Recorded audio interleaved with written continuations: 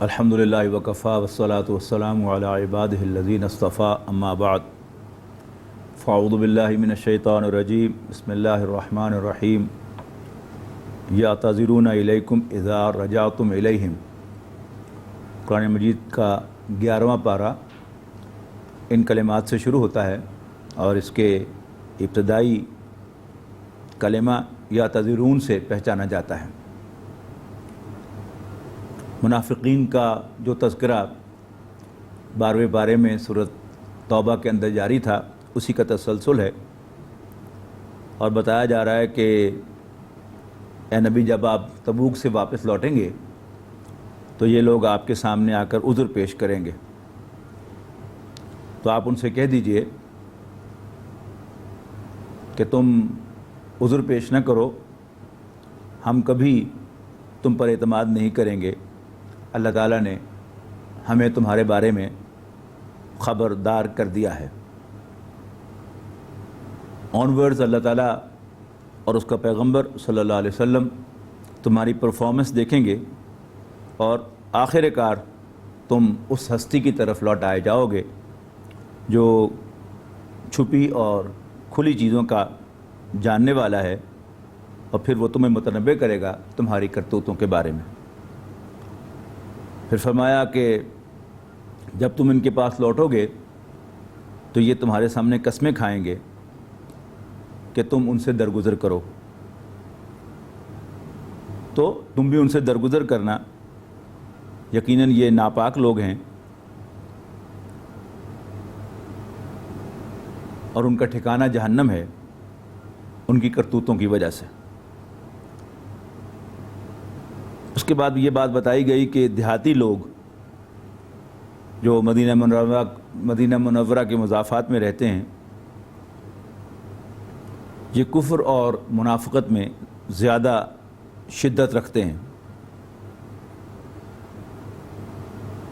اور اس قابل ہیں کہ جو احکام شریعت اللہ نے اپنے رسول پر نازل فرمائے ہیں ان سے واقف ہی نہ ہوں، اور اللہ تعالیٰ جاننے والا حکمت والا ہے۔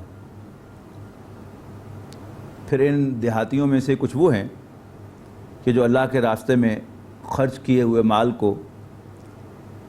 تاوان سمجھتے ہیں، چٹی سمجھتے ہیں، اور تمہارے بارے میں گردش زمانہ کے منتظر رہتے ہیں۔ فرمایا انہی پر بڑی مصیبت واقع ہوگی اور اللہ تعالیٰ سننے والا جاننے والا ہے۔ اس کے بعد السابقون الاولون یعنی اسلام میں داخل ہونے میں پہل کرنے والے اور اللہ اور اس کے رسول کی نصرت میں سبقت لے جانے والے لوگ، ان کی خاص تعریف کی گئی ہے کہ اگرچہ اصولی طور پر قیامت تک کے لیے امت پر نبی اکرم صلی اللہ علیہ وسلم کا اتباع لازم ہے، لیکن نبی اکرم صلی اللہ علیہ وسلم کی کچھ خصوصی حیثیتیں بھی ہیں۔ آپ کو اللہ تعالیٰ نے غیر معمولی قوت و طاقت سے نوازا تھا، لہذا عملی طور پر اتباع جو ہے وہ السابقون الاولون کا ہے۔ السابقون الاولون من المہاجرین والانصار والذین اتبعوہم بإحسان، جن لوگوں نے سبقت لی اور ایمان لانے میں پہل کی، انصار میں سے، مہاجرین میں سے اور انصار میں سے، یعنی دونوں جماعتوں کے لوگ شامل ہیں اس میں۔ والذین اتبعوہم بإحسان، اور جن لوگوں نے ان کا اتباع کیا، یعنی مہاجرین و انصار میں سے سبقت لے جانے والے، پہل کرنے والوں کا اتباع کیا نیکی کے جذبے کے ساتھ، رضی اللہ عنہ ورضوا عنہ، اللہ تعالیٰ ان سے راضی ہے اور وہ اللہ تعالیٰ سے راضی ہیں۔ اعد لہم جنات تجری من تحتها الانہار، اللہ تعالیٰ نے ان کے لیے ایسے باغات تیار کیے ہیں جن کے نیچے نہریں بہتی ہیں ہمیشہ ہمیشہ ان میں رہنے کے لیے۔ ذالک الفوز العظیم، یہ ہے بڑی کامیابی۔ تو یہ بہت بڑا ٹریبیوٹ ہے جو یہاں اللہ رب العزت نے السابقون الاولون من المہاجرین والانصار کو پے کیا ہے، یعنی مہاجرین و انصار میں سے ایمان میں پہل کرنے والے اور اللہ کے رسول کی نصرت میں سبقت لے جانے والے، بڑھ چڑھ کر اللہ کے رسول صلی اللہ علیہ وسلم کے مشن کا دست و بازو بننے والے۔ منافقین کی ایک کیٹیگری وہ تھی کہ جو نبی اکرم صلی اللہ علیہ وسلم کی مخالفت میں بہت زیادہ آگے بڑھی ہوئی تھی. انہوں نے مدینہ منورہ میں ایک علیحدہ مسجد تعمیر کی کہ ہم نماز وہاں پڑھا کریں گے، اور مقصد کیا تھا کہ وہاں اللہ کے رسول صلی اللہ علیہ وسلم کے خلاف لابنگ کریں گے، ہم ان کے خلاف مشورے کریں گے اور ان کی اطاعت کو روکیں گے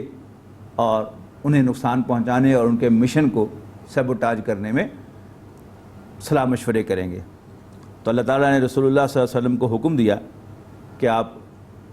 اور پھر انہوں نے رسول اللہ صلی اللہ علیہ وسلم کو دعوت دی کہ آپ وہاں آ کر ہمیں ایک نماز پڑھائیں تاکہ اس میں برکت ہو جائے. تو ان آیات میں اللہ تعالیٰ نے منع کر دیا رسول اللہ صلی اللہ علیہ وسلم کو کہ آپ اس مسجد میں ہرگز کھڑے نہ ہوں. وہ مسجد کے جو اللہ اور اس کے رسول کے خلاف ریشہ دمانیوں کے لیے اور سازشیں تیار کرنے کے لیے بنائی گئی ہے. لہذا نبی اکرم صلی اللہ علیہ وسلم نے حکم دیا صحابہ کرام کو کہ وہ جا کر اس مسجد کو مسمار کر دیں، اور ایسا ہی کیا گیا. سورۃ توبہ کی آیت نمبر 111 بڑی گلوریس اور بہت خوبصورت آیات میں سے ایک ہے. فرمایا ان اللہ اشتری من المؤمنین انفسهم واموالهم بان لهم الجنہ. یقیناً اللہ تعالیٰ نے مومنوں سے جنت کے عوض ان کی جانیں اور ان کے مال خرید لیے ہیں. اور یہ بڑا عجیب ایکسپریشن ہے. ایک مفسر نے لکھا ہے کہ یہ ایسے ہی ہے کہ جیسے کوئی باپ اپنے بیٹے کو کوئی چیز لا کر دے کھانے کی، اور جب وہ کھا رہا ہو تو اسے کہے بیٹا ایک بسکٹ مجھے بھی دے دو، اور بچہ جو ہے وہ کہتا کہ میں کیوں دوں. باپ اسی کو انجوائے کرتا ہے، حالانکہ باپ نے ہی لا کر دیا ہے. باپ اس سے زبردستی بھی چھین سکتا ہے، چاہتا تو دیتا ہی نہ. تو اللہ تعالیٰ نے جو کچھ بھی ہمارے پاس ہے وہ اللہ تعالیٰ ہی کا دیا ہوا ہے، اور جب چاہے وہ ہم سے چھین سکتا ہے اور یا ہمیں ہی لے جا سکتا ہے اس دنیا سے. لیکن اللہ تعالیٰ نے انسان کی تخلیق کا جو مقصد بیان کیا ہے وہ یہ کہ آزاد مرضی سے کون ہے جو میری بندگی کرتا ہے، ورنہ فرشتے ان کے پاس اختیار ہی نہیں ہے کہ اللہ تعالیٰ کی نافرمانی کر سکیں. لیکن انسان کا حسن ہی یہ ہے کہ اللہ تعالیٰ نے اسے بنیادی صلاحیتیں عطا کی ہیں، عقل عطا کی ہے، سوچ عطا کی ہے، پھر اپنی معرفت عطا کی ہے، اور پھر تقاضا کیا ہے کہ میرے بندے بنو. تو اللہ تعالیٰ نے ان کی ایک عزت افزائی کی ہے کہ اللہ نے مومنوں سے ان کی جانیں اور مال خرید لیے ہیں. یعنی جو شخص بھی ایمان لاتا ہے وہ گویا اس بات کو تسلیم کر لیتا ہے کہ میرے پاس جو کچھ ہے وہ اللہ تعالیٰ کا ہے. اب اللہ تعالیٰ کا ہے تو اس نے اللہ کے راستے میں خرچ کرنا ہے. لیکن جیسے دو قسم کے گاہک ہوتے ہیں، کچھ گاہک وہ ہوتے ہیں کہ جو سودا فوراً اٹھا کے لے جاتے ہیں، کچھ گاہک وہ ہیں کہ جو کوئی چیز خرید کر دکاندار ہی کے پاس رہنے دیتے ہیں کہ ہمارا آدمی آئے گا اور لے جائے گا. لیکن اس میں اگر دکاندار کی نیت خراب ہو جائے اور کوئی پرچون کا گاہک آ جائے تو وہ اس کو مال مہنگے داموں اٹھوا دیتا ہے، اور پھر جب مال کا اصل مالک اپنا آدمی بھیجتا ہے تو کہتا ہے ہو غلطی لگ گئی تھی، غلطی ہو گئی تھی، وہ ہمارے پاس سٹاک نہیں تھا، ہم نے غلطی سے کہہ دیا تھا آپ کو کہ وہ ہے، وہ نہیں ہے ہمارے پاس. تو یہ کیا ہے؟ بددیانتی ہے. اللہ تعالیٰ نے بھی ایمان کے ساتھ ہی مومنوں کے جان و مال خرید لیے ہیں، لیکن جان بھی انسان کے پاس ہے، اس کا جسم بھی اس کی ڈسپوزل پر ہے، اور اس کا مال بھی انسان ہی کے کسٹڈی میں ہے. اب چاہیے تو یہ کہ انسان اس مال کو، بندہ مومن اس مال کو اللہ تعالیٰ کے لیے سنبھال کر رکھے. جب بھی اللہ کے دین کو اس کی ضرورت ہو، جب بھی صحابہ کرام کے دور میں نبی اکرم صلی اللہ علیہ وسلم یا امیر المومنین جب بھی کال کریں تو وہ اپنی جان اور مال حاضر کر دیں. اور جب اللہ کا دین زمین بوس ہو گیا، اس کے بعد جو بھی تحریک اٹھے اس کا امیر جب بھی کال کرے، جب بھی تقاضا کرے، بندہ مومن وہ مال اور جان اس کے حوالے کر دے. فرمایا یقاتلون فی سبیل اللہ، کیونکہ یہ جان اور مال اللہ کا ہے، وہ اللہ کے راستے میں جنگ کرتے ہیں. فیقتلون ویقتلون، اور قتل کرتے بھی ہیں اور قتل ہو بھی جاتے ہیں. وعدن علیہ حقا فی التوراۃ والانجیل، جب بھی ادھار کوئی ڈیل ہوتی ہے تو اس میں پیمنٹ جو ہے اس کے ملنے کا ہمیشہ جو ہے ایک چنتا جو ہے وہ فروخت کرنے والے کو رہتا ہے. لہذا اس کے لیے کوئی نہ کوئی گارنٹی طلب کی جاتی ہے، کوئی بینک گارنٹی پہ گزارا کرتا ہے، کوئی اور شخصی ضمانت لیتا ہے. لیکن اگر کوئی پارٹی ساؤنڈ ہو، اس کی ریپوٹیشن اچھی ہو، تو اس کو مال اٹھوا دیا جاتا ہے اس کانفیڈنس کے، اس کی ہسٹری اچھی ہے. اللہ تعالیٰ یہاں پر وہ سب باتیں کور کرتا ہے. فرمایا وعدن علیہ حقاً فی التوراۃ والانجیل، اللہ تعالیٰ کے اس وعدے کا حق ہونا کہ انہیں جنت ملے گی، یہ تورات، انجیل اور قرآن مجید میں مینشنڈ ہے. یہ ایک گارنٹی ہے. دوسرا، اللہ تعالیٰ ایک ساؤنڈ پارٹی ہے. ومن اوفیٰ بعہدہ من اللہ، اللہ تعالیٰ سے زیادہ اپنے وعدے کا ایفا کرنے والا، پورا کرنے والا اور ہے بھی کون؟ پھر فرمایا فاستبشروا ببیعکم الذی بایعتم بہ، پس تم خوشیاں مناؤ اس سودے پر جو آج تم نے کر ڈالا ہے. دن بھر کوئی دکاندار اپنی دکان پہ بیٹھتا ہے، شام کو اس کا چہرہ بتاتا ہے کہ آج گاہکی اچھی ہوئی ہے یا مندے کا رجحان رہا ہے. اور اگر کسی روز کوئی ایک ہی پارٹی آ کر اس کا سارا مال خرید کے لے جائے تو ایک میل سے اس کے چہرے کی رونق جو ہے وہ پہچانی جا سکتی ہے. تو یہاں کیا ہوا؟ اللہ تعالیٰ نے سارا خرید لیا، سب کچھ خرید دیا بندہ مومن کا. تو اس پر فرمایا جا رہا ہے کہ تو بس تم خوشیاں مناؤ اس سودے پر جو تم نے کیا ہے. ذالک هو الفوز العظیم، یہی تو ہے سب سے بڑی کامیابی. اب ایز لانگ ایز اللہ تعالیٰ جان اور مال طلب نہیں کرتا تو مومنوں کا کردار کیا ہے؟ تین کے تین سیٹ جو ہیں وہ بیان کیے گئے ہیں. پہلے تین جو ہیں وہ نظریاتی ہیں. التائبون العابدون الحامدون، توبہ کرنے والے اور بندگی بجا لانے والے، عبادت کرنے والے، والحامدون اور اللہ تعالیٰ کی حمد کرتے رہنے والے. یہ کیا ہے؟ یہ ان کا نارمل ایٹیٹیوڈ ہے کہ وہ اللہ تعالیٰ کی طرف رجوع کرتے رہتے ہیں، اپنے گناہوں کی معافی مانگتے رہتے ہیں،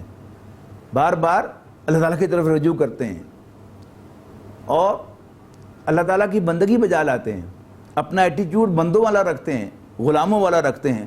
والحامدون، اور اللہ تعالیٰ کی تعریف، حمد اور شکر ادا کرتے رہتے ہیں. اس کے بعد جو تین ہیں وہ تین عبادات ہیں. وہ کیا ہیں؟ السائحون الراکعون الراکعون الساجدون. سائحون روزہ رکھنے والے، راکعون رکوع کرنے والے، الساجدون سجدہ کرنے والے. یعنی نماز کے 2 ارکان اور روزے کا تذکرہ کر کے دراصل جو دین کے ارکان ہیں ان کا تذکرہ ہے. یعنی وہ نماز، روزہ، حج، زکوٰۃ کا اہتمام کرتے رہتے ہیں آن ریگولر بیسس. اس کے بعد تین جو ہیں یہ اجتماعیت سے متعلق ہیں. الامرون بالمعروف، بھلائی کی پروموشن، بھلائی کو پروموٹ کرنے والے، نیکی کا حکم دینے والے. والناہون عن المنکر، اور منکر سے باز رہنے والے اور باز رکھنے والے، منع کرنے والے. والحافظون لحدود اللہ، اور اللہ تعالیٰ کی حدوں کی حفاظت کرنے والے. یعنی ویسے تو اللہ تعالیٰ کی حدیں ایک بڑی وسیع اصطلاح ہے، یہ انفرادی سطح پر بھی ہوتا ہے کہ یہ اللہ تعالیٰ کی حد ہے، اس کو کراس نہ کرنا. لیکن شریعت کے اندر حدود اللہ وہ کہلاتی ہیں کہ جو کیپٹل پنشمنٹس ہیں انہیں حدود اللہ کہا جاتا ہے. ان کو، ان کی حفاظت کرنے والے کہ اللہ کی وہ حدیں مسمار نہ ہونے پائیں بلکہ وہ قائم رہیں. اللہ تعالیٰ نے جن جن جرائم کی سزائیں مقرر کی ہیں وہ اللہ تعالیٰ کا حکم سمجھ کر نافذ ہوتی رہیں. فبشر المومنین، اور مومنوں کو خوشخبری دے دو. اس کے بعد ایک بڑی اہم بات یہاں پر آ رہی ہے آیت نمبر 113 میں. وہ یہ ہے کہ کسی نبی کو شایان شان نہیں ہے، اس کو زیب نہیں دیتا کہ وہ مشرکوں کے لیے استغفار کرے. ولو کانوا اولی قربا من بعد ما تبین لہم انہم اصحاب الجحیم. خواہ وہ ان کے قریبی رشتہ دار ہی کیوں نہ ہو، اس کے بعد کہ انہیں پتہ چل جائے کہ اللہ تعالیٰ کی طرف سے وہ جہنمی قرار پا چکے ہیں، یعنی ان کی موت واقع ہوئی ہے حالت کفر میں یا حالت شرک میں. وہاں پھر ایک وضاحت کی کہ سورہ مریم میں آگے جا کر آئے گا کہ حضرت ابراہیم علیہ السلام کو جب ان کے والد نے ڈانٹا اور گھر سے نکال دیا تو حضرت ابراہیم علیہ السلام دعا کرتے ہوئے ان سے رخصت ہوئے، وعدہ کرتے ہوئے گئے کہ میں اپنے رب سے آپ کے لیے بخشش مانگتا رہوں گا، مجھے امید ہے کہ وہ مجھے مایوس نہیں کرے گا جیسے پہلے اس نے مجھے کبھی مایوس نہیں کیا۔ لہذا وضاحت کی وما کانا استغفار ابراہیم لابیہ الا عن موعدۃ وعدہا ایاہ، اور ابراہیم کا علیہ السلام اپنے والد کے لیے استغفار بخشش مانگنا نہیں تھا مگر اس وعدے کی پاسداری جو انہوں نے اپنے والد کے ساتھ کیا تھا۔ فلما تبین لہ، لیکن جب ان پر واضح ہو گیا انہ عدو للہ، کہ وہ اللہ کے دشمن ہیں، یعنی ان کا کفر کی حالت میں انتقال ہوا ہے، تبرأ منہ، تو انہوں نے ان سے اظہار لا تعلقی کیا اپنے والد سے۔ ان ابراہیم لأواہ حلیم، یقیناً ابراہیم بڑے نرم دل اور تحمل والے انسان تھے۔ اللہ تعالیٰ پر بھروسہ یہ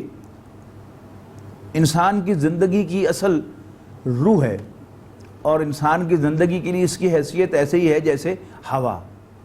یعنی اگر انسان کی ہوا رک جائے، آکسیجن نہ ملے تو انسان کی موت واقع ہو جاتی ہے، اور آکسیجن ملتی رہے تو انسان کے لیے زندگی کا سلسلہ رواں دواں رہتا ہے۔ ایک ہے فزیکلی ہوا کا معاملہ کہ جس کا تعلق انسان کی زندگی کے ساتھ ہے، جان کے ساتھ ہے فزیکلی، ایک ہے انسان کی روحانی زندگی، اور اس کا تعلق اللہ تعالیٰ پر بھروسے کے ساتھ ہے۔ مخالفتیں جتنی مرضی ہوں لیکن اس کی نظر اگر اللہ تعالیٰ پر ہے تو پھر اس کے لیے کوئی پرابلم نہیں ہے۔ تو فرمایا ان اللہ لہ ملک السماوات والارض، یقیناً اللہ تعالیٰ ہی کی بادشاہی ہے آسمانوں اور زمین میں، یحیی و یمیت، وہی زندگی عطا فرماتا ہے اور موت سے دوچار کرتا ہے۔ فما لکم من دون اللہ من ولی ولا نصیر، اور اللہ تعالیٰ کے سوا نہ تو تمہارا کوئی دوست ہے اور نہ ہی کوئی مددگار۔ لقد تاب اللہ علی النبی والمہاجرین والانصار الذین اتبعوہ فی ساعۃ العسرۃ من بعد ما کاد یزیغ قلوب فریق منہم ثم تاب علیہم۔ اللہ تعالیٰ اپنے بندوں کے ساتھ بڑا مہربان ہے، اور وہ لوگ کہ جو آگے بڑھ کر اللہ کے دین کی نصرت کرتے ہیں، اللہ کے پیغمبر صلی اللہ علیہ وسلم کے دست و بازو بنتے ہیں، اللہ تعالیٰ بھی آگے بڑھ کر ان کی خامیوں اور کوتاہیوں کو معاف فرماتا ہے۔ فرمایا بے شک اللہ نے اپنے پیغمبر اور مہاجرین و انصار پر مہربانی فرمائی، ان کی توبہ قبول فرمائی۔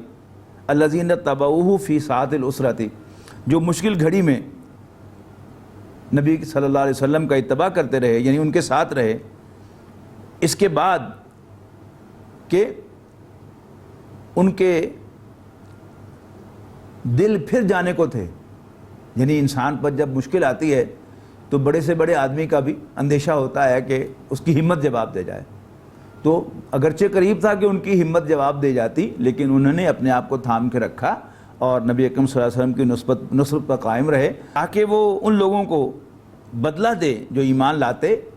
اور اچھے عمل کرتے ہیں، بالقسط، یعنی قسط کے ساتھ، عدل کے ساتھ ان کا حق ان کو دے۔ رہے کافر تو ان کے لیے کھولتے ہوئے پانی میں سے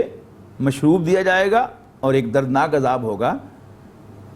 ان کے کفر کی وجہ سے۔ نوٹ کیجئے گا کہ اس صورت میں ایک تو اللہ تعالیٰ کو بطور رب بار بار متعارف کروایا جائے گا، آغاز بھی اسی سے ہے، ان ربکم اللہ الذی خلق السماوات والارض فی ستۃ ایام، اور پھر ڈسکرپشن کے بعد بھی آخر میں وہی فرمایا ذالکم اللہ ربکم فاعبدوہ، بس یہی اللہ تمہارا رب ہے، بس تم اسی کی عبادت کرو۔ آگے جا کے یہ مضمون پھر آئے گا۔ اللہ تعالیٰ ہی کو متعارف کرواتے ہوئے بطور رب کے فرمایا ان فی اختلاف اللیل والنہار وما خلق اللہ فی السماوات والارض لآیات لقوم یتقون، یقیناً رات اور دن کے آگے پیچھے آنے میں اور جو اللہ تعالیٰ نے پیدا فرمایا ہے آسمان اور زمین کو، لآیات لقوم یتقون، یقیناً بڑی نشانیاں ہیں ڈرنے والوں کے لیے، اللہ سے ڈرنے والوں کے لیے۔ اس کے بعد اس صورت میں بار بار ایک اور مضمون بھی آئے گا وہ کیا ہے کہ وہ لوگ جو اللہ سے ملاقات کی امید نہیں رکھتے قیامت کے دن، وہ زیادہ جری ہو کر سامنے آتے ہیں اللہ کے پیغمبروں کے، اور ان کی لائی ہوئی وحی کا انکار کرتے ہیں، اور اللہ تعالیٰ کے بھی منکر ہو جاتے ہیں۔ فرمایا ان الذین لا یرجون لقاءنا ورضوا بالحیات الدنیا واطمأنوا بها والذین هم عن آیاتنا غافلون اولئک مأواہم النار بما کانوا یکسبون۔ یقیناً وہ لوگ کہ جو ہم سے ملاقات کی امید نہیں رکھتے اور وہ ریجھ گئے ہیں دنیاوی زندگی پر اور اس پر مطمئن ہو کے بیٹھ گئے ہیں، اور وہ لوگ جو ہماری آیات سے غافل ہیں، یہی وہ لوگ ہیں کہ جن کا ٹھکانہ آگ ہے ان کی کرتوتوں کی وجہ سے۔ ایک بڑی اہم بات جس پر قرآن مجید میں کئی مرتبہ ذکر ہے، اس صورت میں بھی ذرا قدر تفصیل سے اس پر بات کی گئی ہے، اور وہ کیا ہے کہ انسان بڑا عجیب ہے کہ جب اس کو تکلیف پہنچتی ہے تو وہ ہمیں بڑی لجاجت کے ساتھ پکارتا ہے، کھڑے ہوئے اور بیٹھے ہوئے اور اپنی کروٹوں میں، لیکن جب ہم اس کی تکلیف کو دور کر دیتے ہیں، مرہ کالم یدعونا الی ضر مسہ، کہ جیسے اپنی تکلیف جو اسے پہنچی تھی اس نے ہمیں کبھی پکارا ہی نہ تھا،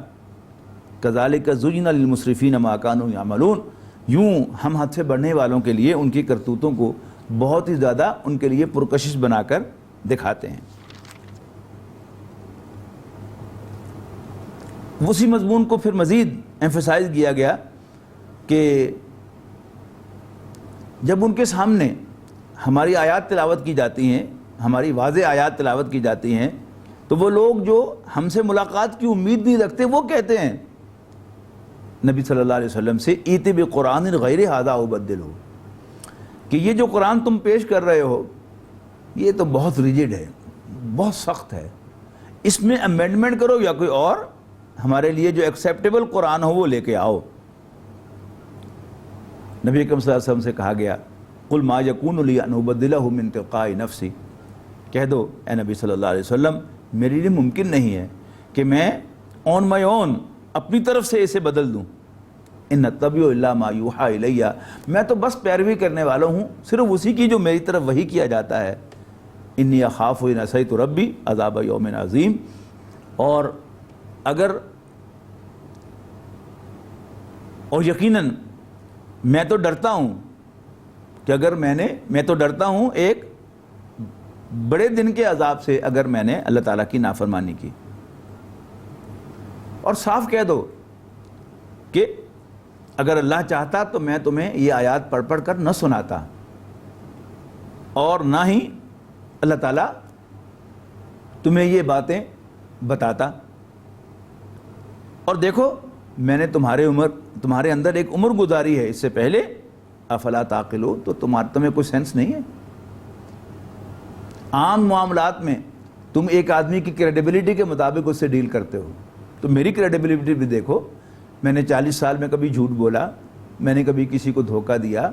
میں نے کبھی کسی پر کوئی زیادتی کی، تو پھر میری اس سابقہ جو حیثیت ہے اس کی روشنی میں مجھے جانچو کہ اس میں میرا کیا فائدہ ہے کہ میں تمہیں بلا رہا ہوں اللہ کی طرف اور میں تمہیں آخرت کے بارے میں خبردار کر رہا ہوں۔ اس کے بعد فرمایا کہ وَيَعْبُدُونَ مِن دُونِ اللَّهِ مَا لَا يَضُرُّهُمْ وَلَا يَنفَعُهُمْ، یعنی اللہ تعالیٰ کے بارے میں وہ خود تسلیم بھی کرتے ہیں۔ یہاں اس صورت میں جا کے آگے تفصیل سے آئے گی یہ بات کہ اللہ تعالیٰ کے بارے میں قریش مکہ کیا کچھ مانتے تھے، اسے رازق مانتے تھے، اسے اس دنیا کے کاروبار کا چلانے والا مانتے تھے، اسے زندگی اور موت کا مالک مانتے تھے، لیکن جن کو وہ اللہ کو چھوڑ کر پکارتے ہیں ان کے بارے میں وہ خود کہتے تھے کہ کسی کام کے نہیں ہیں۔ فرمایا یہ اللہ کو چھوڑ کر عبادت کرتے ہیں ان کی جو نہ انہیں کوئی نقصان پہنچاتے ہیں اور نہ ہی نفع،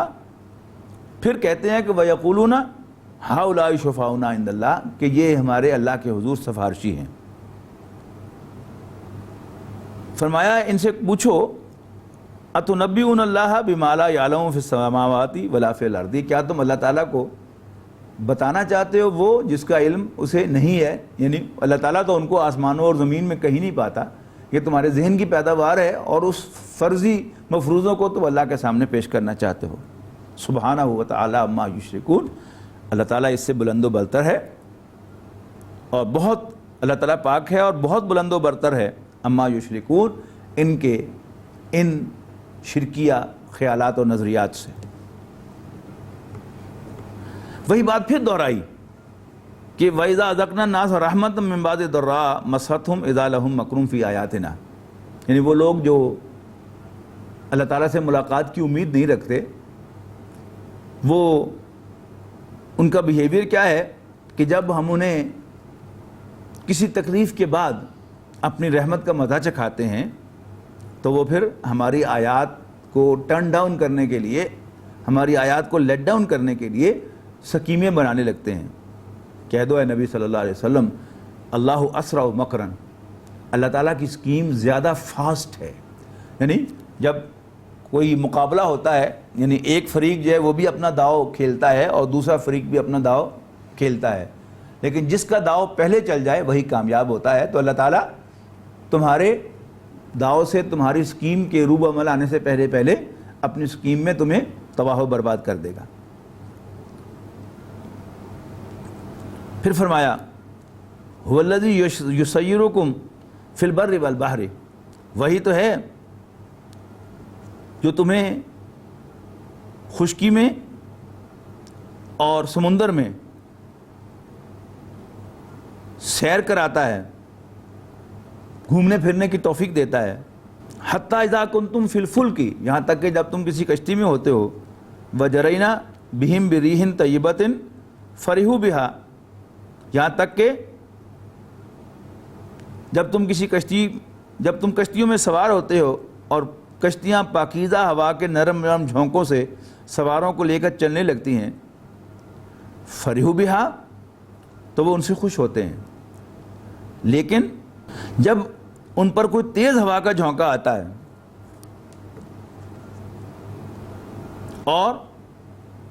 ناگہاں اونچی اونچی لہریں اٹھتی ہیں ہر طرف سے، وَظَنُّوا أَنَّهُمْ أُحِيطَ بِهِمْ، اور یہ سمجھتے ہیں کہ وہ اس میں گھر گئے ہیں ان ہواؤں کے جھکڑوں کے، تیز ہواؤں کے اندر،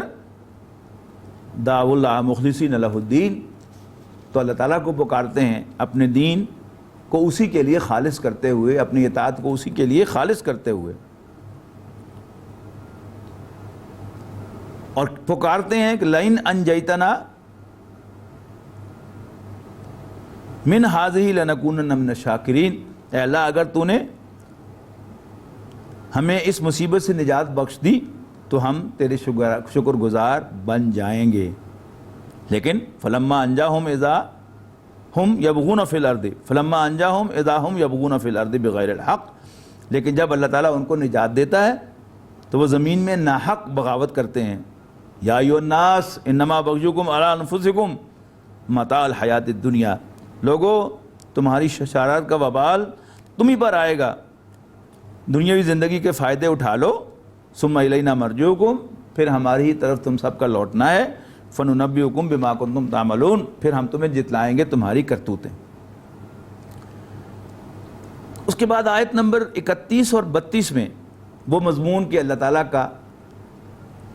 بطور رب اس صورت کے اندر تعارف و ذرا زیادہ نمایاں ہو کر سامنے آئے گا۔ فرمایا قل من یرزقکم من السماء والارض، اے نبی ان سے پوچھو کہ بھلا تمہیں آسمان اور زمین سے رزق کون دیتا ہے، کون پرووائڈر ہے تمہارا آسمان اور زمین سے؟ امن یملک السمع والابصار، بھلا کون مالک ہے کانوں اور آنکھوں کا؟ ومن یخرج الحی من المیت ویخرج المیت من الحی، اور کون نکالتا ہے زندہ کو مردہ سے اور نکالتا ہے مردہ کو زندہ سے؟ ومن یدبر الامر، اور کون کاموں کی تدبیر کرتا ہے، پلان کرتا ہے؟ فسیقولون اللہ، تو کہیں گے اللہ۔ فقل افلا تتقون، تو پھر ان سے پوچھو کہ اس سے ڈرتے کیوں نہیں ہو؟ اور پھر اللہ تعالیٰ کا قرآنک تعارف بڑے واضح الفاظ میں کرایا گیا کہ وہی جس کو تم رازق مانتے ہو، نفع اور نقصان کا مالک مانتے ہو، زندگی اور موت کا مالک مانتے ہو، اور تسلیم کرتے ہو کہ تمہاری آنکھیں اور کان اسی کے کنٹرول میں ہے، تو فذالکم اللہ ربکم الحق، تو پھر یہی اللہ تمہارا حقیقی رب ہے، حقیقی آقا ہے۔ یہ ذہن میں رہے کہ ایک عربی زبان میں لفظ اللہ اللہ تعالیٰ کے لیے بنا تھا اور صرف اللہ تعالیٰ ہی کے لیے بولا جا سکتا تھا، بولا جا سکتا ہے۔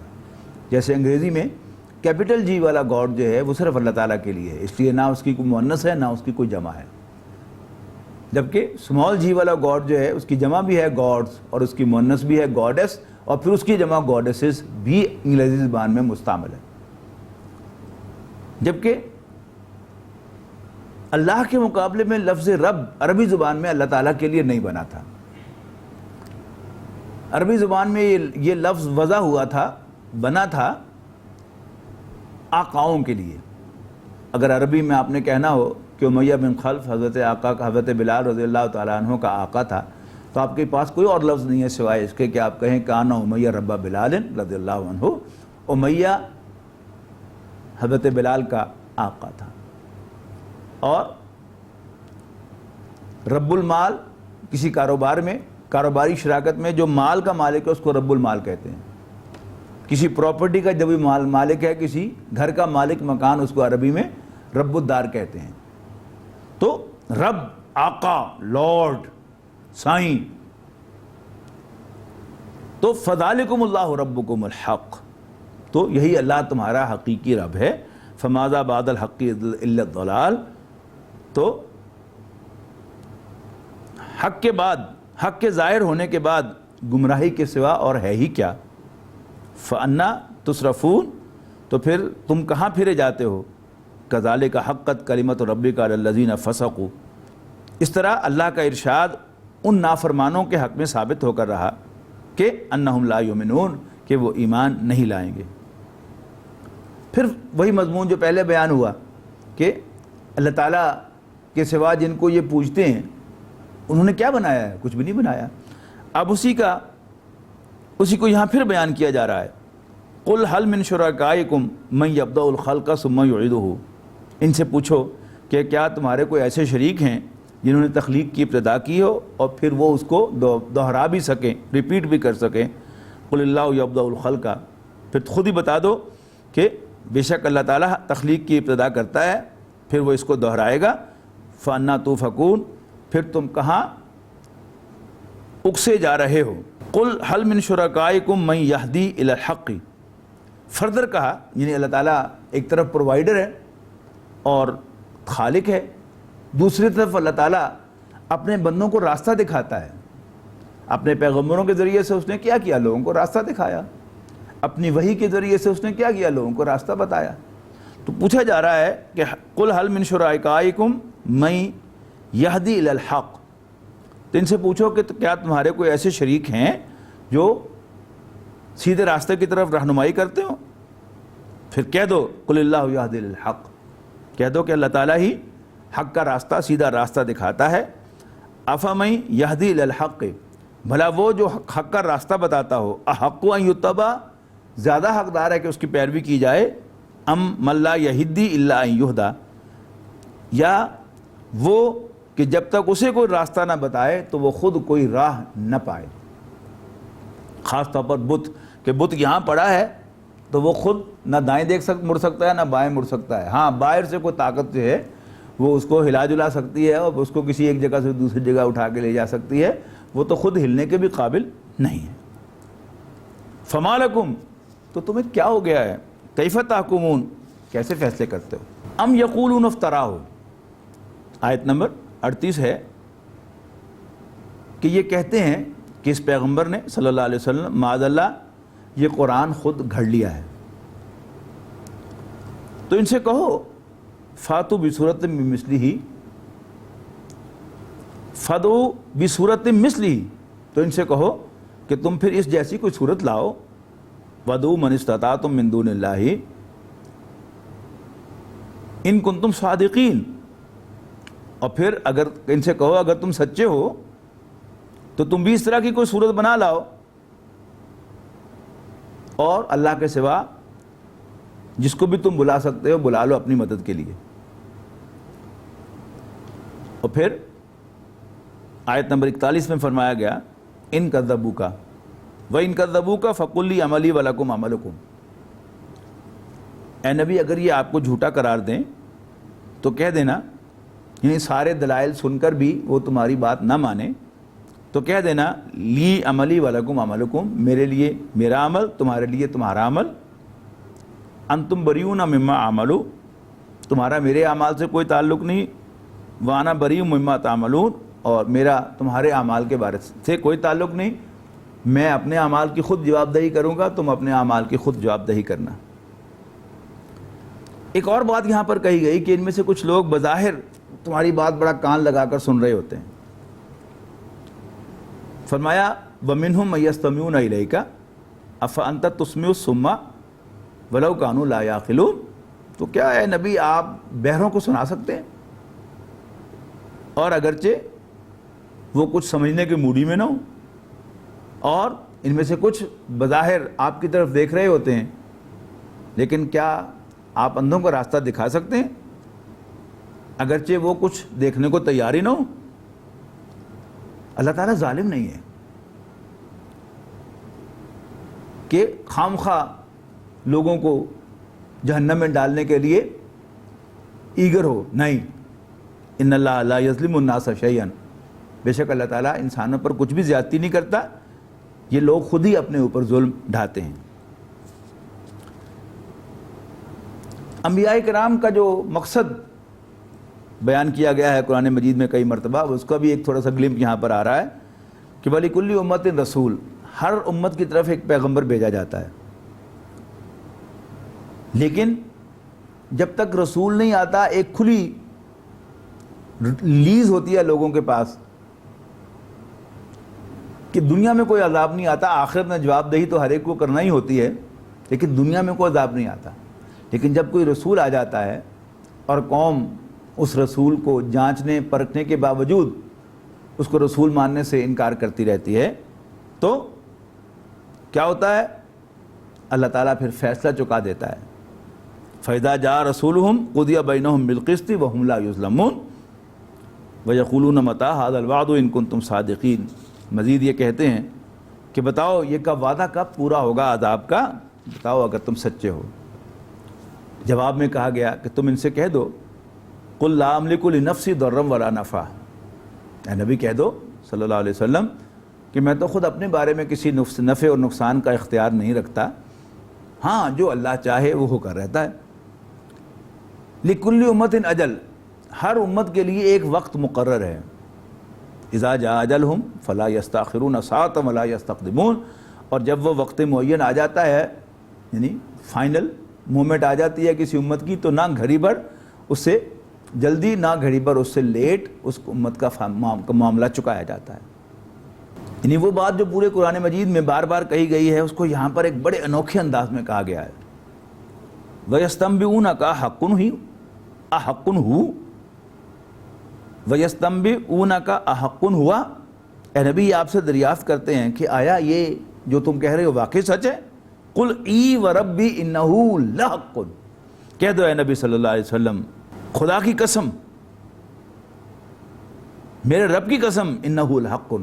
یقیناً یہ واقعی حق ہے، وَمَا أَنْتُمْ بِمُعْجِزِينَ، اور جب اللہ تعالیٰ کا عذاب آئے گا تو تم اللہ تعالیٰ کو ہرا نہیں سکو گے، اس کو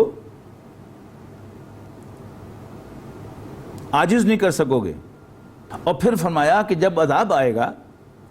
تو خواہ کسی شخص کے پاس زمین بھر خزانہ ہو اور وہ سارا کا سارا فدیے میں دینے کو تیار ہو جائے تو بھی اس سے قبول نہیں کیا جائے گا۔ وَأَسَرُّ النَّدَامَةَ لَمَّا رَأَوُا الْعَذَابَ، اور پھر یہ اپنے سر ڈال دیں گے ندامت کے ساتھ جب عذاب کو دیکھیں گے، اور ان کے درمیان عدل کے ساتھ فیصلہ چکایا جائے گا اور کسی پر کوئی زیادتی نہیں ہوگی۔ اس کے بعد آیت نمبر 55 میں فرمایا الا ان للہ ما فی السماوات والارض، آگاہ ہو جاؤ کہ آسمانوں اور زمین میں جو کچھ ہے اللہ تعالیٰ کا ہے۔ الا ان وعد اللہ حق، سن لو اللہ کا وعدہ سچا ہے۔ ولکن اکثرهم لا یعلمون، لیکن اکثر لوگ اس بات کو نہیں جانتے۔ قرآن مجید کے بارے میں یہاں 2 آیات آئی ہیں سورہ یونس میں، فرمایا یا ایھا الناس، لوگو قد جاءتکم موعظۃ من ربکم وشفاء لما فی الصدور، یعنی پوری نوع انسانی سے خطاب کر کے قرآن مجید کے بارے میں دو باتیں کہی گئی ہیں۔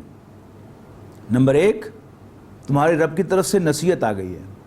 نمبر دو، شفاء لما فی الصدور، دلوں کے جو روگ ہیں ان کے لیے باعث شفا۔ یہ قرآن مجید کی دو حیثیتیں ہیں کہ یہ پوری نوع انسانی کے لیے نصیحت بن کر نازل ہوا ہے، اور کوئی شخص بھی قرآن مجید میں سے جو اس میں اللہ تعالیٰ کا تعارف ہے وہ حاصل کر لے اور اللہ تعالیٰ پر بلیو کرنا شروع کر دے کہ واقعی یہ کائنات آپ سے آپ اور حادثتاً نہیں بنی، اس کو اس کائنات کے رب نے، اللہ رب العالمین نے پیدا کیا ہے، اور وہ ہر وقت دیکھ رہا ہے، ہر وقت سن رہا ہے، سب کچھ اس کے علم میں ہے، اور ایک پتا بھی اس کی اجازت کے بغیر جنبش نہیں کرتا، تو پھر انسان کے اندر وہ جو ایک تشویش ہوتی ہے وہ ختم ہو جاتی ہے، اور اس کے بہت سے پرابلمز جو ہیں وہ سالو ہو جاتے ہیں۔ انسرٹینٹی اور جو اس کے اندر ایموشنل انسٹیبلٹی ہوتی ہے وہ ختم ہو جاتی ہے۔ یعنی اگر انسان یہ سپوز کرتا ہے کہ سب کچھ حادثتاً ہو رہا ہے تو next moment any thing can happen, لہذا تشویش، پریشانی کبھی بھی سیٹل نہیں ہو سکتا ذہنی طور پر۔ لیکن اگر اسے یہ معلوم ہو کہ یہ کائنات جو ہے اس کو ایک خبردار، علیم، حکیم رب چلا رہا ہے تو پھر اسے کوئی پریشانی نہیں ہوتی۔ جیسے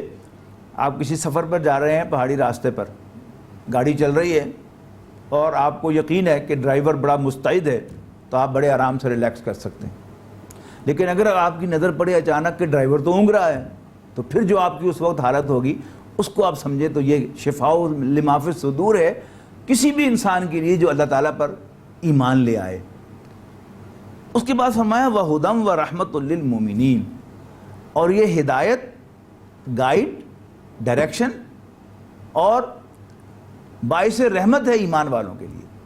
یاد رکھیے گا ایمان کا تعلق جو ہے وہ ایمان برسالت کے ساتھ ہے۔ جب تک کوئی شخص نبی اکرم صلی اللہ علیہ وسلم کو اللہ تعالیٰ کی طرف سے بھیجا ہوا آخری رسول نہیں مانتا اور ان کی لائی ہوئی ہدایت کو آخری ہدایت نہیں سمجھتا، اس وقت تک وہ بندہ مومن نہیں کہلاتا۔ تو کوئی شخص مومن نہ بھی ہو لیکن اللہ تعالیٰ کو مانتا ہو جیسا کہ اس کو ماننے کا حق ہے، تو یہ قرآن مجید اس کے لیے شفا کا باعث بن سکتا ہے۔ اگر وہ اس کی تلاوت کرتا ہے، قرآن مجید کے مضامین کو اپنے سامنے رکھتا ہے، تو پھر اس سے اللہ تعالیٰ پر یقین حاصل ہوتا ہے کہ جو کچھ بھی ہو رہا ہے یہ اللہ تعالیٰ کے کیے سے ہو رہا ہے۔ اگر انسان کو یہ یقین نہ ہو تو پھر وہ کبھی بھی ریلیکس نہیں ہو سکتا۔ لیکن اگر اسے اللہ پر یقین ہے، اس نے جو اللہ تعالیٰ کی طرف سے فرائض ہیں وہ ادا کر دیے، اپنی ذمہ داریاں پوری کر دی، اب سپردم بے تو مایا خیشرا تو دانی حساب کم و بیشرا، کہ میں نے اپنا سب کچھ تیرے حوالے کر دیا ہے، تو تمام کمی بیشی کا جاننے والا ہے، تو ہی کین ریلیکس۔ تو یا ایھا الناس قد جاءتکم موعظۃ من ربکم وشفاء لما فی الصدور، یعنی اگر انسان کو یہ یقین ہے کہ مجھے جو کچھ ملا ہے بائی ایکسیڈنٹ نہیں ملا، اللہ تعالیٰ نے دیا ہے، اور اسے بھی جو کچھ ملا ہے وہ بائی ایکسیڈنٹ نہیں ملا، اللہ تعالیٰ نے دیا ہے، اللہ تعالیٰ کا فیصلہ درست ہے، لہذا مجھے حسد نہیں ہوگا،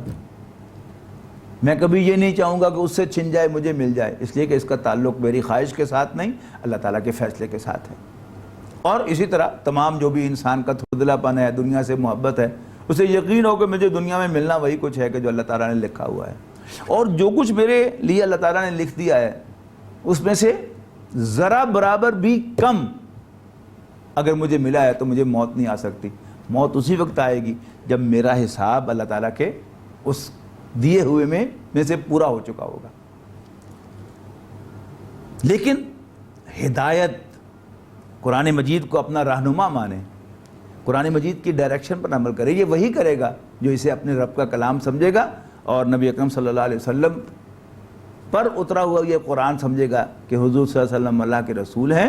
اور ان پر یہ کلام جو اترا ہے یہ اللہ کا کلام ہے۔ ورنہ جہاں تک اللہ تعالیٰ کو ماننے کی گائیڈنس ہے وہ کوئی بھی اللہ والا دے سکتا ہے، وہ کوئی بھی نیک آدمی جو ہے وہ آپ کے اندر ایمان و یقین پیدا کر سکتا ہے اللہ تعالیٰ پر۔ لیکن قرآن مجید سے رہنمائی لینے کے لیے کہ یہ اللہ کا کلام ہے اور اس میں جو بات بھی کہی گئی ہے وہ حق ہے، میرے بارے میں میرے رب کا جو بھی فیصلہ ہے مجھے اس کو ماننا ہے اور مجھے اس کے مطابق ایکٹ کرنا ہے، اس کا تعلق ایمان کے ساتھ ہے۔ اور اس کے بعد فرمایا قل بفضل اللہ و برحمتہ، کہو اے نبی صلی اللہ علیہ وسلم یہ اللہ کی عنایت ہے، و برحمتہ اور اس کی مہربانی ہے کہ اس نے تمہیں قرآن مجید عطا کیا ہے، فبذالک فلیفرحوا، اور مومنوں کو چاہیے کہ اس پر خوش ہو جائیں، ہوا خیر مما یجمعون، اس لیے کہ یہ قرآن ہر اس چیز سے بہتر ہے جسے لوگ جمع کرنے کی خواہش رکھتے ہیں، مال اور اولاد، عہدہ، منصب، وزارت، یہ سب کیا ہے؟ یہ دنیا کی پرسوٹس ہیں، ان سب سے بہتر قرآن مجید ہے۔ اسی لیے نبی اکرم صلی اللہ علیہ وسلم نے ارشاد فرمایا کہ جس شخص کو اللہ تعالیٰ نے قرآن مجید جیسی دولت عطا فرمائی اور اس کے دل میں خیال آیا کہ اس سے بڑھ کر کسی اور کو کچھ ملا ہے، تو اس نے قرآن مجید کا حق ادا نہیں کیا۔ اس کے بعد آیت نمبر 61 میں فرمایا وما تکونوا فی شان، تم کسی بھی حال میں ہوتے ہو، وما تتلو منہ من قرآن، اور اے مسلمانوں تم قرآن میں سے کچھ بھی پڑھتے ہو، ولا تعلمون من عمل، اور تم کوئی عمل نہیں کرتے، الا کنا علیہم شہودا، مگر یہ کہ وہ ہمارے سامنے ہوتا ہے، اذ تفیدون فیہ، جب تم اس میں مصروف ہوتے ہو، وما یعزب عن ربک من مثقال ذرۃ فی الارض ولا فی السماء، اور اللہ تعالیٰ سے تو پوشیدہ نہیں ہے نہ زمین پر نہ آسمان میں کوئی بھی چیز ذرہ برابر، اور نہ اس سے چھوٹی اور نہ اس سے بڑی، مگر یہ کہ وہ ایک کلیئر ڈاکومنٹ کے اندر اللہ تعالیٰ نے ان بلیک اینڈ وائٹ لکھی ہوئی ہے۔ الا ان اولیاء اللہ لا خوف علیہم، سن لو، آگاہ ہو جاؤ، یاد رکھو اللہ کے دوست نہ ڈرتے ہیں اور نہ ہی وہ غمگین ہوتے ہیں۔ ڈر ہوتا ہے ہمیشہ فیوچر کا، مستقبل کا، آنے والے وقت کا، اور غم ہوتا ہے ماضی کا، جو کچھ ہوا اللہ نے کیا، اور اگر مجھ سے کوئی غلطی ہوئی ہے تو میرا رب مجھے بخش دے گا، لہذا غم ختم ہو گیا۔ اور مستقبل کا خوف، کل کیا ہوگا، ایسا نہ ہو جائے ویسا نہ ہو جائے۔ ایک بندہ مومن جو اللہ تعالیٰ پر ٹرسٹ کرتا ہے اسے نہ کوئی خوف ہوتا ہے اور نہ ہی وہ غمگین ہوتا ہے۔ ایسے لوگوں کے لیے فرمایا لہم البشریٰ فی الحیات الدنیا، ان کے لیے دنیاوی زندگی میں بھی خوشخبری خوشخبری ہے، وفی الآخرہ، اور آخرت میں بھی، لا تبدیل لکلمات اللہ، اللہ تعالیٰ کی باتیں بدلہ نہیں کرتی، سن لو، ذالک هو الفوز العظیم، یہی سب سے بڑی کامیابی ہے۔ اب اللہ کے نبی ہوں یا ان کے ساتھی ایمان لانے والے ہوں، سب انسان ہوتے ہیں، لہذا ان کے دلوں میں، ان کے سینوں میں دل ہوتے ہیں، پتھر نہیں ہوتے، لہذا حالات سے متاثر ہونا یہ نیچرل سا فینومینن ہے۔ نبی اکرم صلی اللہ علیہ وسلم سے کہا جا رہا ہے ولا یحزنک قولہم، ان کی باتیں آپ کو غمگین نہ کریں، پریشان نہ کریں، ان العزت للہ جمیعا، بے شک عزت تو ساری کی ساری اللہ کی ہے۔ آگے فرمایا وہی تو ہے جس نے تمہارے لیے رات بنائی تاکہ تم آرام کرو، اس میں وَالنَّهَارَ مُبْصِرًا، اور اس نے دن کو روشن بنایا تاکہ تم اس میں کام کرو۔ یقیناً اس میں بڑی نشانیاں ہیں سننے والے لوگوں کے لیے۔ اس کے بعد فرمایا لہو ما فی السماوات و ما فی الارض، اسی کا ہے جو کچھ آسمانوں اور زمین میں ہے۔ اے اللہ تعالیٰ پر جھوٹ باندھنے والو، کیا تمہارے پاس کوئی دلیل ہے اس بارے میں جو تم اللہ کو چھوڑ کر اوروں کو پکار رہے ہو؟ اتقولون علی اللہ ما لا تعلمون، تو کیا تم اللہ تعالیٰ کے بارے میں وہ باتیں کہتے ہو جن کا تمہیں سرے سے کوئی پتہ نہیں ہے۔ اس کے بعد حضرت نوح علیہ السلام کا تذکرہ کیا گیا کہ ذرا انہیں قرآن مجید میں سے پڑھ کے سناؤ نا ذرا نوح کا قصہ، جب انہوں نے اپنی قوم سے کہا اے میری قوم، ان کانا کبر علیکم مقامی و تذکیری بھی آیات اللہ، اگر تمہیں میرا اللہ تعالیٰ کی آیات پڑھ کر تمہیں نصیحت کرنا بہت گراں گزر رہا ہے، تو فعلی اللہ توکلت، تو میں تو اللہ پر بھروسہ کرتا ہوں، فاجمعوا امرکم، تم اپنی ساری جو بھی ریسورسز ہیں ان کو پول کر لو، وشرکاءکم، اپنے شریکوں کو بلا لو، ثم لا یکن امرکم علیکم غمۃ، پھر تم جو کچھ بھی میرے بارے میں کرنا چاہتے ہو کر لو، اور اپنی ہر بات کو تم کسی سے پوشیدہ نہ رکھو، ثم اقضوا الی ولا تنظرون، اور پھر میرے خلاف اقدام کرو اور مجھے کوئی مہلت نہ دینا۔ اگر یہ سب کچھ سن کر بھی فَإِن تَوَلَّيْتُمْ، اگر تم نے منہ موڑا، فَمَا سَأَلْتُكُم مِّنْ أَجْرٍ، تو میں تم سے کسی اجرت کا طالب نہیں، إِنْ أَجْرِيَ إِلَّا عَلَى اللَّهِ، میری اجرت رب العالمین اللہ کے ذمے ہے، وَأُمِرْتُ أَنْ أَكُونَ مِنَ الْمُسْلِمِينَ، اور مجھے حکم ملا ہے کہ میں مسلمانوں میں سے ہو جاؤں، فرما برداروں میں شامل ہو جاؤں۔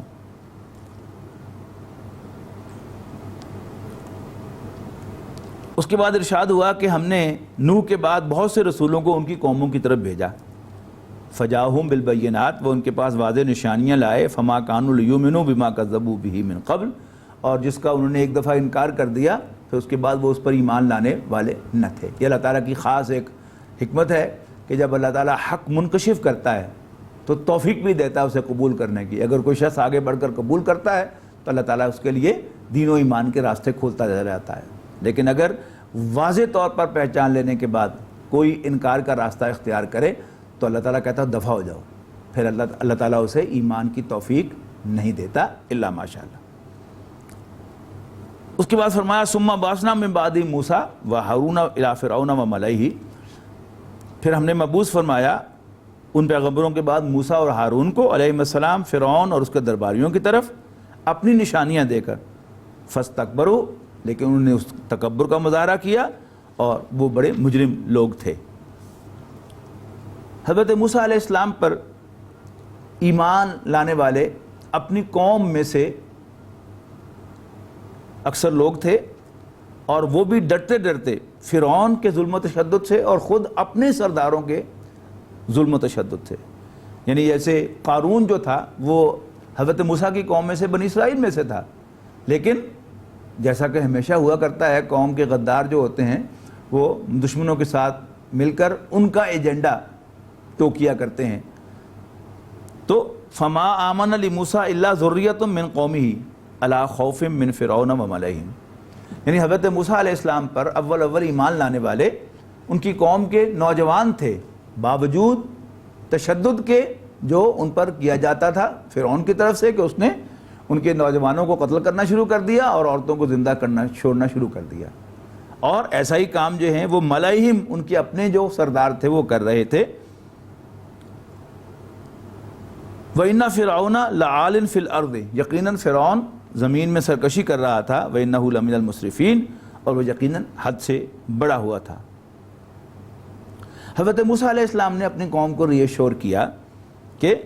وَقَالَ مُوسَىٰ يَا قَوْمِ إِن كُنتُمْ آمَنتُمْ بِاللَّهِ، اے میری قوم اگر تم اللہ پر ایمان رکھتے ہو، فَعَلَيْهِ تَوَكَّلُوا، پر اسی پر بھروسہ کرو، إِن كُنتُمْ مُسْلِمِينَ، اگر تم واقعی مسلمان ہو۔ فقالوا، تو قوم نے رسپونڈ کیا، علی اللہ توکلنا، ہم اللہ تعالیٰ ہی پر بھروسہ کرتے ہیں، ربنا لا تجعلنا فتنۃ للقوم الظالمین، اے ہماری قوم ہمیں کافروں کے لیے آزمائش نہ بنا۔ یہ بڑی خوبصورت دعا ہے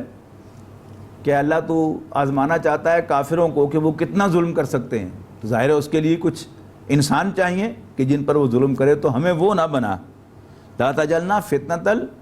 للقوم الظالمین، اے ہمارے رب ہمیں ظالموں کے لیے آزمائش نہ بنا، ونجنا برحمتک من القوم الکافرین، اور اپنی مہربانی سے ہمیں نجات دے کافر قوم سے۔ اب وہ بات جو علامہ اقبال نے اپنی مشہور نظم شکوہ میں کہی تھی وہ کیا تھی کہ ایک مسلمان اللہ اس کے رسول صلی اللہ علیہ وسلم کا ماننے والا وہ فیل کیا کرتا ہے کہ رحمتیں تیری اغیار کے کاشانوں پر برق گرتی ہے تو بیچارے مسلمانوں پر۔ تو حضرت موسیٰ علیہ السلام نے بھی اپنی قوم کو ریپرزینٹ کرتے ہوئے اللہ تعالیٰ سے فریاد کی، وقال موسیٰ ربنا انک آتیت فرعون وملئہ زینۃ واموالا فی الحیاۃ الدنیا، اے ہمارے رب تو نے فرعون اور اس کے درباریوں کو دنیا کا ساز و سامان اور زیب و زینت عطا کی دنیاوی زندگی میں، ربنا لیضلوا عن سبیلک، کیا اس لیے کہ وہ تیرے بندوں کو گمراہ کریں، ربنا اطمس علی اموالہم واشدد علی قلوبہم، اے ہمارے رب ان کے اموال کو برباد کر دے اور ان کے دلوں کو سخت کر دے، فلا یؤمنوا حتی یروا العذاب العلیم، پس وہ ہرگز ایمان نہ لائیں جب تک دردناک عذاب کو نہ دیکھ لیں۔ یہ بڑی اہم بات ہے کہ ظالم جو ہے اس کا جو مظلوم کے ساتھ معاملہ ہوتا ہے کہ مظلوم جو ہے اس کے دل کی یہی فریاد ہوتی ہے کہ یا اللہ اس کو برباد کرنا، اس سے بدلہ لینا. لیکن اگر ظالم توبہ کر لیتا ہے اور ایمان لے آتا ہے تو اس کے سارے پچھلے گناہ بخش دیے جاتے ہیں. اب یہ اللہ تعالیٰ کا کام ہے کہ وہ ان ایمان والوں کے دلوں کو کیسے تسلی دے گا، ان کو اس کے اگینسٹ کیا کیا عنایت کرے گا. لیکن بہرحال ایک دکھی دل کی فریاد جو ہے وہ ہمیشہ یہی ہوتی ہے کہ یا اللہ ان کے اموال کو برباد کر دے اور انہیں ایمان کی توفیق نہ دے. اللہ تعالیٰ کی عام سنت یہی ہے کہ جب کوئی قوم انکار کرتی ہے تو پھر اللہ تعالیٰ کچھ وارننگز کے بعد ان سے ایمان کی توفیق سلب کر دیتا ہے. اس میں صرف ایک ہی ایکسیپشن ہے، وہ حضرت یونس علیہ السلام کی قوم کی ہے، اور وہ بھی اس لیے ہوئی کہ حضرت یونس علیہ السلام اللہ تعالیٰ کی اجازت کے بغیر اس قوم سے ناراض ہو کر چلے گئے. تو قوم نے دیکھ لیا کہ یونس چلا گئے ہیں اور اب عذاب آنے والا ہے. انہیں توبہ کر لی، اللہ تعالیٰ نے ان کی توبہ قبول کر لی، اور اللہ تعالیٰ کی اجازت کے بغیر اس بستی کو چھوڑنے کی سزا اللہ تعالیٰ نے حضرت یونس علیہ السلام کو مچھلی کے پیٹ میں لے جا کر دی، جس سے انہوں نے بھی توبہ کی، پھر اللہ تعالیٰ نے ان کی بھی توبہ قبول کر لی اور پھر وہ واپس دنیا میں بھیج دیے گئے. سورہ یونس کا اختتام بہت گلوریس ہے، بہت خوبصورت اختتام ہے. فرمایا یا ایھا الناس ان کنتم فی شک من دینی، لوگو اگر تمہیں میرے دین کے بارے میں، اے نبی کہہ دو کہ لوگو اگر تمہیں میرے دین کے بارے میں شک ہے تو سن لو، میں نہیں عبادت کروں گا جن کے تم عبادت کرتے ہو اللہ کو چھوڑ کر، بلکہ میں تو عبادت کروں گا صرف اسی کی، الذی یتوفاکم، جو تمہیں پورا پورا لے لے گا، یعنی تمہیں موت سے دوچار کرے گا. وَأُمِرْتُ أَنْ أَكُونَ مِنَ الْمُؤْمِنِينَ، اور مجھے تو حکم ملا ہے کہ میں ایمان والوں ہی میں شامل رہوں. وَأَنْ أَقِمْ وَجْهَكَ لِلدِّينِ حَنِيفًا، اور یہ حکم ملا ہے کہ تم یکسو ہو کر پیروی کرو صرف دین حنیف کی، اللہ تعالیٰ ہی کے دین کی، اور ہرگز ہرگز مشرکوں میں شامل نہ ہونا، اور مت پکارنا اللہ کو چھوڑ کر کسی کو جو نہ تمہیں کوئی فائدہ دے اور نہ ہی کوئی تکلیف پہنچائے، اور اگر تم نے ایسا کیا تو تم ظالموں میں شامل ہو جاؤ گے. اور پھر اس سے بعد کی جو آیت ہے وہ تو ہر بندہ مومن کو یاد کر لینی چاہیے، قرآن مجید کے ماننے والے کو. وَإِن يَمْسَسْكَ اللَّهُ بِضُرٍّ، اس دنیا کا سکون اسی میں ہے. اور اگر اللہ تعالیٰ تمہیں کوئی نقصان پہنچائے تو کوئی اس نقصان کو کھولنے والا، ہٹانے والا نہیں ہے سوائے اسی کے. اور اگر وہ تمہارے لیے ارادہ کرے کسی خیر کا، فَلَا رَادَّ لِفَضْلِهِ، تو کوئی اس کی عنایت کو رد کرنے والا نہیں ہے. یصیب بہ من یشاء من عبادہ، وہ اپنے بندوں میں سے جسے چاہتا ہے فائدہ پہنچاتا ہے. وَهُوَ الْغَفُورُ الرَّحِيمُ، اور وہ بخشنے والا مہربان ہے. اور سورہ یونس کا اختتام ہو رہا ہے قُلْ يَا أَيُّهَا النَّاسُ قَدْ جَاءَكُمُ الْحَقُّ مِنْ رَبِّكُمْ، کہہ دو لوگو تمہارے پاس تمہارے رب کی طرف سے حق آ گیا ہے. تو جو کوئی بھی ہدایت کو اختیار کرے گا تو اپنے ہی بھلے کو، اور جو بھٹکے گا تو اس کے بھٹکنے کا وبال بھی اسی پر آئے گا. وَمَا أَنَا عَلَيْكُمْ بِوَكِيلٍ، میں تمہیں خبردار کرنے والا، راستہ دکھانے والا ہوں، لیکن میں تمہارا ذمہ دار نہیں ہوں. وَاتَّبِعْ مَا يُوحَىٰ إِلَيْكَ، اے نبی پیروی کر جو آپ کی طرف، پیروی کر اس کی جو تیری طرف وحی کیا گیا ہے صلی اللہ علیہ وسلم. وَاصْبِرْ حَتَّىٰ يَحْكُمَ اللَّهُ، اور ڈٹا رہے، صبر کر یہاں تک کہ اللہ تعالیٰ کا فیصلہ آ جائے. وَهُوَ خَيْرُ الْحَاكِمِينَ، اور اللہ تعالیٰ بہترین فیصلہ فرمانے والا ہے. بارک اللہ لی و لکم فی القرآن العظیم ونفعنی و ایاکم بالآیات و ذکر الحکیم.